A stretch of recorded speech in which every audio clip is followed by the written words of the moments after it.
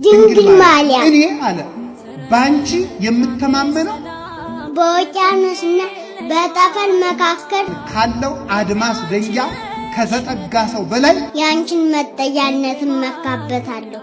ለምን ካንቺ የተወለደው ለዳንኤል አናም ሲተሰገደ ለሰለስቱ ደቂቅ እሳት ያጠፋ ለዳዊት ጠላት ያጠፋ ለእስራኤል ባህር የከፈለ ነውና ምን ፈራለሁ አለ እንዲያስፈላኝ አናብስቱን ጌታ እሳትን አልፈላ የእሳቱ ጌታ ባህርን አልፈላ የባህር ፈጣሪ ካንቺ ማህፀን ተገኝቶልኝ ምን አይቼ ደነግጣለሁ ብሎ ይነገራል።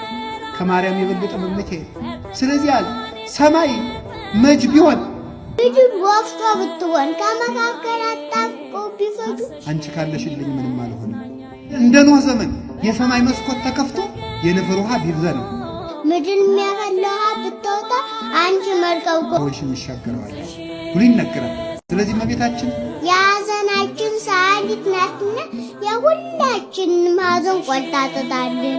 በእውነትም ትጥልልናለች። አይዟችሁ እንኳን የ20 ዓመት የ30 ዓመት የ40 ዓመት የ50 ዓመት የ70 ዓመት የዘላለም ሐዘን ሽላልናል። ደስታን ስለወለደችልን እኮ ሌላ ምንም አይደለም። ሌላ ምንም አይደለም።